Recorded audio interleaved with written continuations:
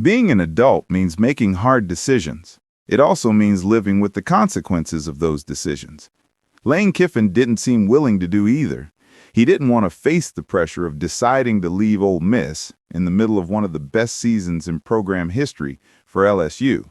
And once that choice was made, he didn't want to give up the chance to coach his Ole Miss team through the college football playoff while also starting as LSU's head coach. Reports suggest he even threatened to take staffers with him to Baton Rouge immediately if Ole Miss didn't let him pull double duty. Here's the reality. The only guaranteed way to coach Ole Miss on a national championship run would have been to stay at Ole Miss. Once you leave, that opportunity disappears. Kiffin struggled with that because he wanted to have his cake and eat it too. After the Egg Bowl, he told reporters this was a genuinely difficult decision and that he wasn't enjoying the spotlight. But the truth is, it was only difficult because he already knew he wanted LSU.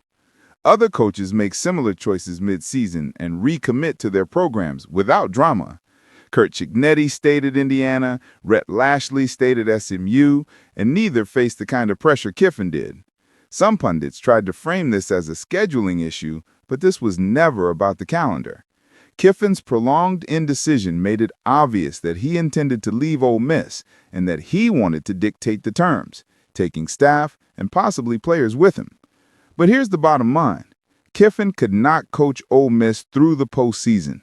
This isn't like John Summerall moving to Florida and finishing Tulane's season. This is an SEC coach switching to a rival in the same conference.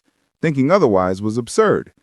Kiffin is now LSU's head coach, and his responsibility is to LSU. He can make staff and player moves if he wants, but the backlash is inevitable. Decisions have consequences. Actions have repercussions. This didn't need to be messy. Ole Miss fans likely would have understood if Kiffin left gracefully, even mid-season. Instead, he left in a way that overshadowed a historic season and a team capable of making a real run. His departure implies he didn't believe this Ole Miss team could win a national title, that he'd taken the program as far as it could go.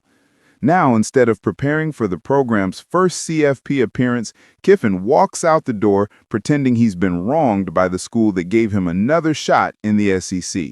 And in doing so, he's reminded us that maybe Lane Kiffin hasn't changed much at all.